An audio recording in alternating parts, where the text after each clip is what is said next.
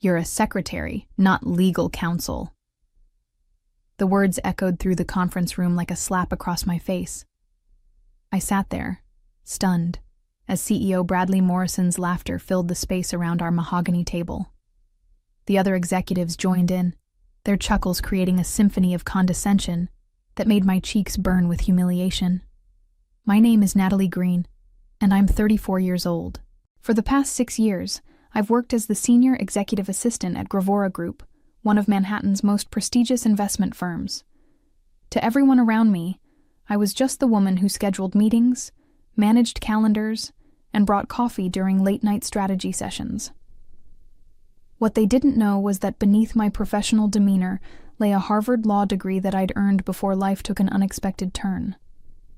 "Mr. Morrison," I said, trying to keep my voice steady despite the way my hands trembled slightly. "I'm telling you there's a loophole in Section 12 of the acquisition contract.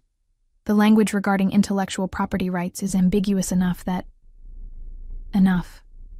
Bradley held up his hand dismissively, his salt and pepper hair catching the afternoon light streaming through the floor-to-ceiling windows. "Natalie, I appreciate your enthusiasm, but leave the legal analysis to people who actually went to law school." The irony wasn't lost on me. I had attended law school. I'd graduated magna cum laude, in fact. But when my father fell ill during my final year, I'd put my career aspirations on hold to care for him. By the time he passed away 2 years later, the legal market had shifted, and the firm that had promised me a position had rescinded their offer. Desperate for income, I'd taken what I thought would be a temporary job as an executive assistant. 6 years later, I was still here, still invisible. "The Blackstone Tech acquisition is worth $90 million, Bradley continued, straightening his expensive tie. "We've had 3 different law firms review this contract. Some of the best legal minds in the city have signed off on it. You really think you spotted something they missed?"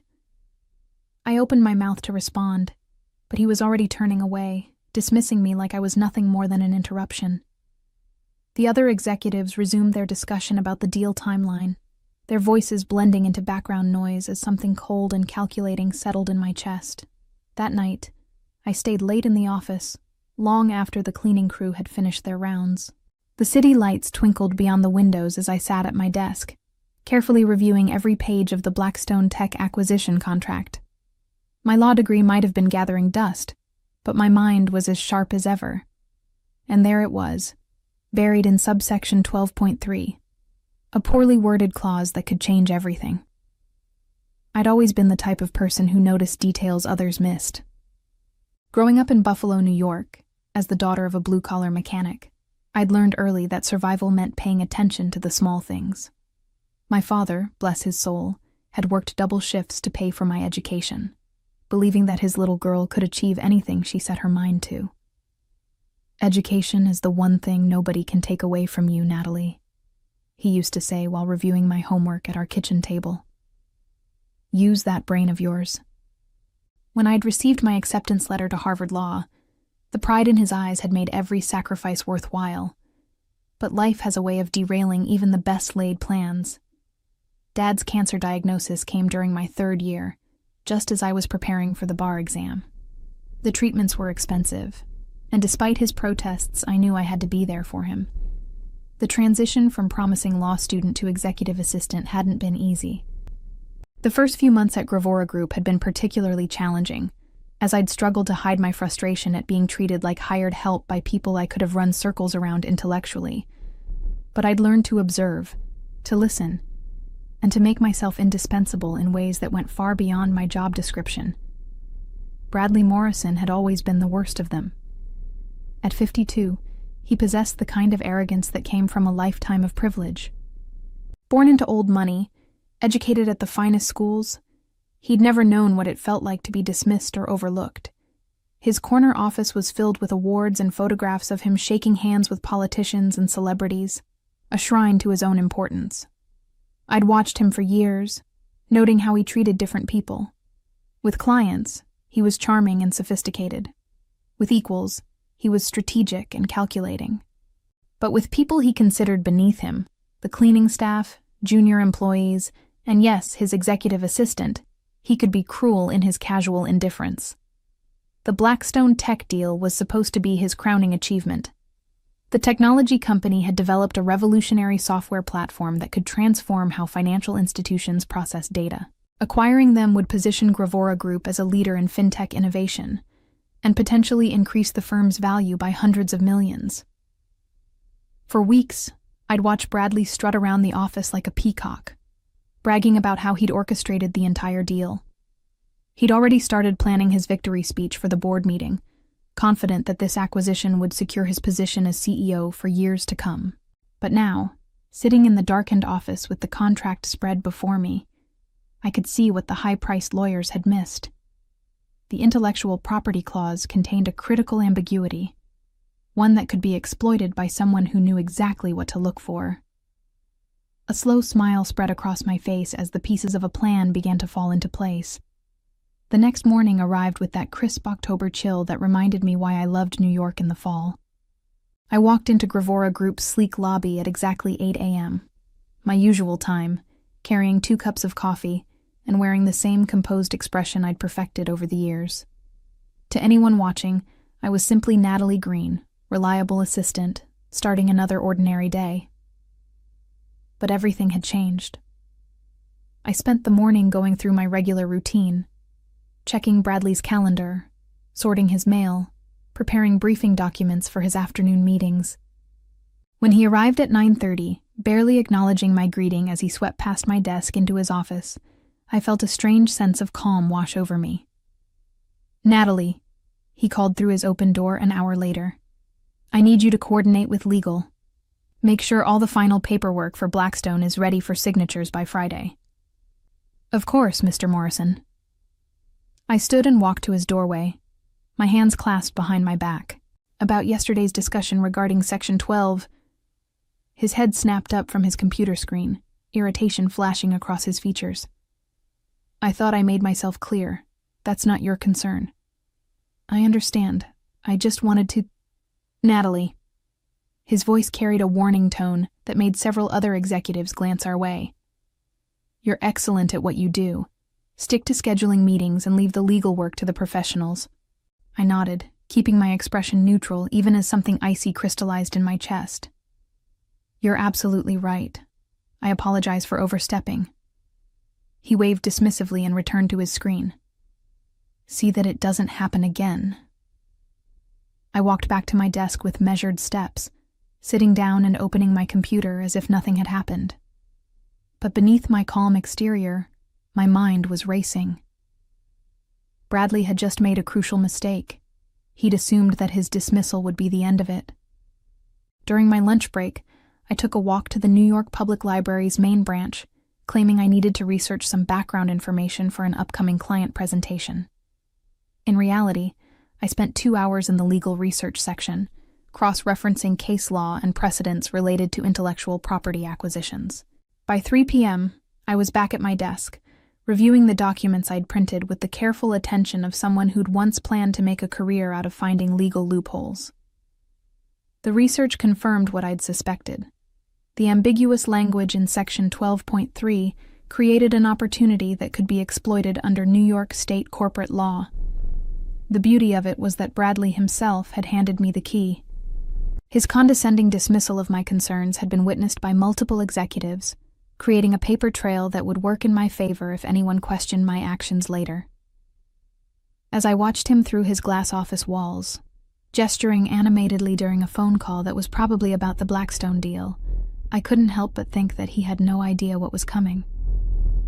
Sometimes the most dangerous enemies are the ones hiding in plain sight. The following day brought an unexpected test of my resolve. I arrived at the office to find Bradley in an exceptionally good mood, humming as he reviewed what I assumed were the final Blackstone documents. His confidence was infectious, or it would have been, if I hadn't known what I was planning to do. "Natalie," he called out cheerfully, "cancel my 2 p.m. with Harrison. I want to take the Blackstone executives to lunch at Le Bernardin.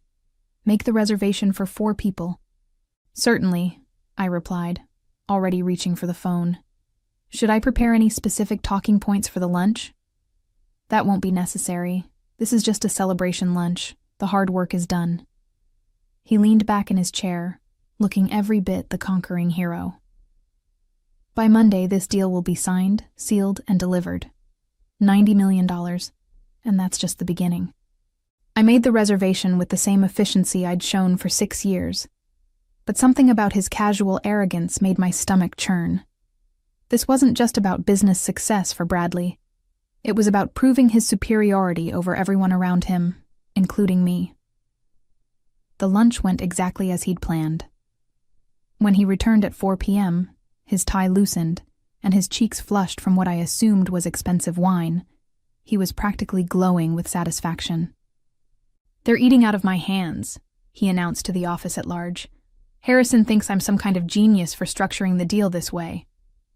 I watched from my desk as he regaled the other executives with stories from the lunch, painting himself as the mastermind who'd single-handedly orchestrated the entire acquisition. The truth was, I'd done most of the preliminary research and document preparation, but of course, none of that mattered in his version of events. That evening, I stayed late again, but this time I wasn't alone. Thomas Rivera, one of the junior associates, was burning the midnight oil on another case. Thomas had always been kind to me, treating me like a colleague rather than hired help. During one of our brief conversations by the coffee machine, I'd learned that he'd grown up in similar circumstances to mine, working-class family, first generation to attend college. "Long day?" he asked, stopping by my desk around 9 p.m. "Just trying to stay on top of things," I replied, closing the file I'd been reading. "You know how it is. Actually, I wanted to ask you something." Thomas lowered his voice and glanced around the empty office. "Yesterday, when Morrison shut you down about that contract issue, what were you trying to tell him?" I studied his face carefully. Thomas had been present during the humiliating exchange, and I could see genuine curiosity in his eyes, not the condescending amusement I'd grown accustomed to from others. "Why do you ask?" "Because I've been reviewing the Blackstone contract for due diligence purposes, and there's something in Section 12 that's been bothering me. The intellectual property language seems..." He paused, searching for the right word. "Problematic." My heart rate quickened, but I kept my expression neutral. "What kind of problems?" "The kind that could potentially invalidate certain aspects of the acquisition if someone wanted to challenge it." Thomas sat down in the chair beside my desk. "Look, I know Morrison thinks you don't have the expertise to spot legal issues, but I've heard you ask incredibly insightful questions during strategy meetings. You see things others miss. This was dangerous territory. If Thomas was fishing for information, I needed to be careful. But if he was genuinely concerned about the contract, it might mean that my suspicions about the loophole were correct." "I appreciate your confidence in me," I said carefully. "But Mr. Morrison made it clear that legal analysis isn't my responsibility." "Morrison's an arrogant fool," Thomas said bluntly, then immediately looked around to make sure no one had overheard. "Sorry, I shouldn't have said that." "Your secret's safe with me," I assured him, and I meant it. Friday morning arrived with the kind of energy that comes before a major milestone. The Blackstone signing was scheduled for Monday, and the entire office buzzed with anticipation. Bradley had been holding court in the conference room since 8 a.m., reviewing final details with the legal team and practicing his presentation for the board meeting that would follow the signing. I went through my morning routine with extra care, knowing that today would likely be my last chance to act on the plan that had been forming in my mind all week.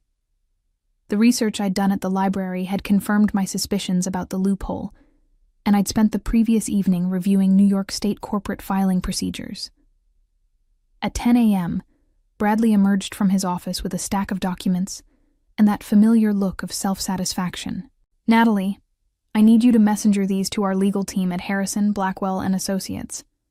Make sure they understand this is priority 1. He dropped the papers on my desk without looking at me. "Also, call my wife and tell her we'll need champagne for the celebration dinner on Monday. The good stuff, not the swill she bought for the Peterson deal." "Of course," I replied, already reaching for the phone. "Will there be anything else?" "Actually, yes. He paused at my desk, a thoughtful expression crossing his face. "I want you to prepare a press release announcing the acquisition. Something that emphasizes my role in bringing this deal together. The board is going to want to see some public recognition of our success." The irony was almost too much to bear. He wanted me to write a press release celebrating his triumph when I was planning to destroy that very triumph within the next few hours. "I'll have a draft ready by this afternoon," I promised. "Excellent." He straightened his tie and headed toward the elevators. "I'll be at lunch with Harrison until 3 p.m. Hold my calls." The moment the elevator doors closed behind him, I felt a surge of adrenaline that reminded me of my law school moot court competitions. This was it, my window of opportunity. I walked calmly to the file room and retrieved a copy of the complete Blackstone acquisition contract, along with the supporting documentation that detailed the intellectual property transfers. Then I returned to my desk and opened my laptop, navigating to the New York State corporate filing website. The loophole I'd discovered was elegant in its simplicity. Section 12.3 contained language about subsidiary rights and associated intellectual properties that was vague enough to be interpreted in multiple ways. More importantly, it included a provision that allowed for third-party acquisition of specific subsidiary rights through direct filing with the state corporate registry. What this meant, in practical terms, was that someone could potentially file a claim for specific intellectual property rights associated with Blackstone's subsidiary patents, rights that weren't explicitly protected under the main acquisition agreement. If successful, such a filing would create a legal impediment that could delay or even derail the entire deal. The filing fee was $1. I spent the next hour carefully preparing the necessary paperwork, using my legal training to ensure that every detail was correct. The subsidiary rights I was targeting were related to Blackstone's data processing algorithms, not the core technology that Gravora Group wanted, but important enough that their absence would significantly reduce the value of the acquisition.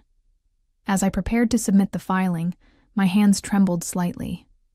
This wasn't just about revenge anymore. This was about proving that I was more than just a secretary, more than just the invisible woman who brought coffee and scheduled meetings.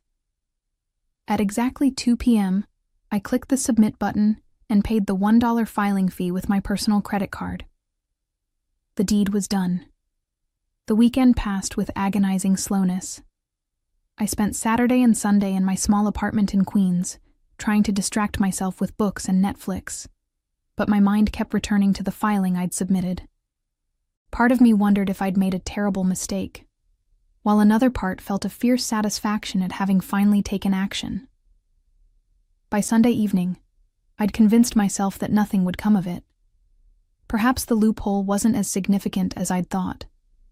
Perhaps the legal teams would quickly resolve any issues that arose.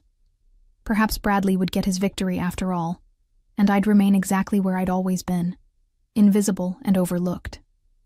Monday morning changed everything. I arrived at the office at my usual 8 a.m. to find the lobby in chaos.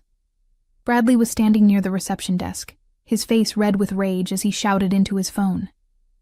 Several other executives clustered nearby, their expressions ranging from confusion to panic. "What do you mean there's a filing dispute?" Bradley was saying. "The signing is in 3 hours. Fix this now." I walked past the group with my usual composure, noting how none of them even acknowledged my presence. In my purse, I carried a printout of the filing confirmation I'd received from the state registry, along with copies of all the supporting documentation, just in case. At my desk, I went through the motions of checking Bradley's calendar and sorting his mail, but my attention was focused on the increasingly frantic phone calls coming from his office. Through his glass walls, I could see him pacing like a caged animal, alternately yelling at someone on the phone and frantically typing on his computer. Around 9:30 a.m., Harrison Peters, the lead attorney from the legal firm handling the acquisition, arrived looking like he'd slept in his car. His usually immaculate suit was wrinkled, and his hair was disheveled. "Where's Morrison?" he demanded, barely glancing at me. "In his office," I replied helpfully. "Should I let him know you're here?" "He knows." Harrison rushed past my desk and into Bradley's office, closing the door behind him. What followed was 45 minutes of intense discussion that I could hear even through the closed door. Words like Intellectual property dispute and third-party filing drifted out, along with increasingly colorful language from Bradley that would have made a sailor blush. Finally, the door opened and Harrison emerged, looking defeated. "Natalie," Bradley called from his doorway, "cancel the signing ceremony. Tell everyone the deal has been postponed pending resolution of a legal matter." I looked up from my computer with what I hoped was an appropriately concerned expression. "Is everything all right, Mr. Morrison?" "Everything is fine," he snapped, though his white-knuckled grip on the doorframe suggested otherwise. "Just a minor technical issue that we'll resolve quickly." Harrison cleared his throat. "Actually, Bradley, it's a bit more complicated than that. Someone has filed a claim for subsidiary intellectual property rights related to Blackstone's data processing patents. Until we can resolve this dispute, we can't proceed with the acquisition." "How is that possible?" Bradley's voice was rising again. "We had 3 different law firms review this contract. The filing appears to exploit an ambiguity in Section 12.3, Harrison explained. "It's actually quite clever. Whoever did this clearly understood the specific language and knew exactly how to use it." I felt a thrill of vindication run through me, but I kept my expression carefully neutral. This was exactly what I'd hoped would happen, but I needed to play my role perfectly. "Who filed the claim?" Bradley demanded. Harrison consulted his notes. "Someone named Natalie Green." The silence that followed was deafening. The conference room fell silent as every head turned toward me. I could feel their stares like physical weight, but I remained seated at my desk, my hands folded calmly in my lap. Bradley's face had gone from red to white, to an alarming shade of purple as the implications of Harrison's words sank in. "That's impossible," Bradley said, his voice barely above a whisper. "She's a secretary." "Actually," I said, standing slowly and walking toward the conference room, "I'm a Harvard Law graduate with a Juris Doctor degree. I've been one for the past 8 years. The sound of Harrison's briefcase hitting the floor broke the stunned silence. "You?" Bradley pointed at me with a shaking finger. "You filed this claim?" I did. I opened my purse and withdrew the filing confirmation, along with copies of all the supporting documentation.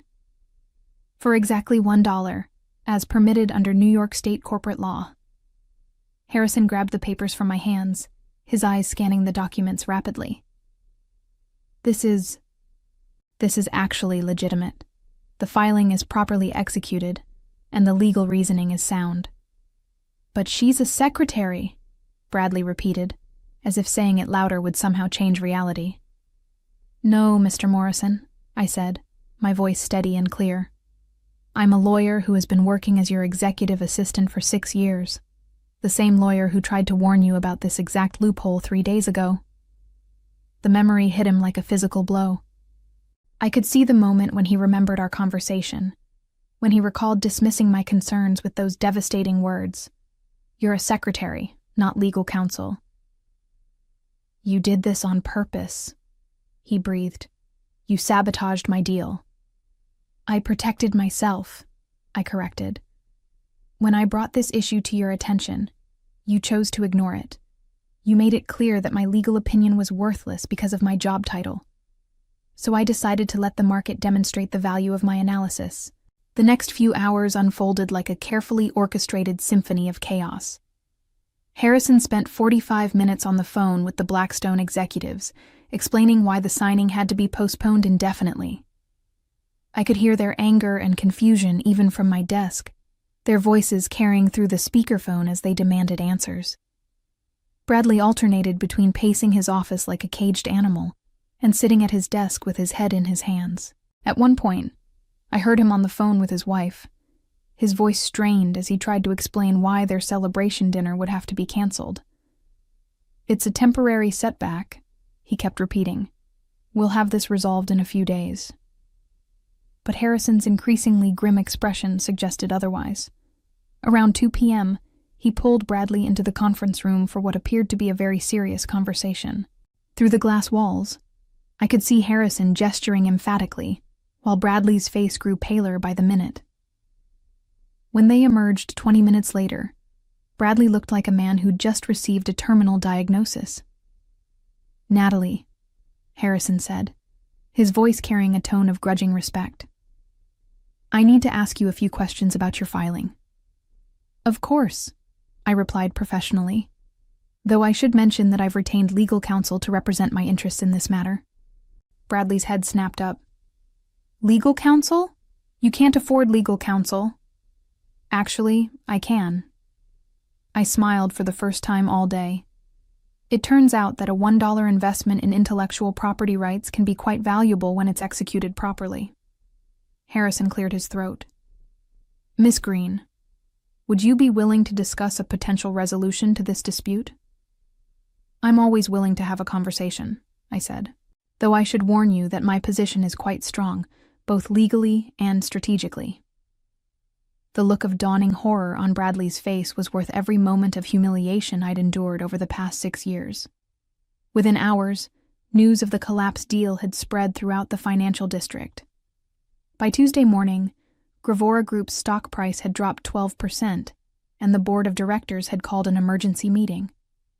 By Wednesday, Bradley Morrison had been placed on administrative leave, pending a full investigation into how such a significant legal oversight had occurred. The Blackstone executives, furious about the public embarrassment and questioning the competence of Gravora Group's due diligence process, formally withdrew from negotiations and began exploring partnerships with rival firms. Bradley's downfall was swift and merciless. Industry publications picked up the story of how a $90 million acquisition had been derailed by a $1 filing, though they initially focused on the legal curiosity rather than the personal drama behind it. When details eventually emerged about how he had dismissed his own assistant's warnings about the very loophole that destroyed his deal, his reputation became a cautionary tale about arrogance and incompetence. No major financial firm would touch him after the scandal broke, and he was eventually forced to accept a position at a small regional investment company in Ohio. A dramatic fall from his Manhattan throne. Meanwhile, Harrison Peters, impressed by both my legal acumen and my strategic thinking, approached me with an offer to join his firm as a corporate attorney. 3 other firms followed suit within the week.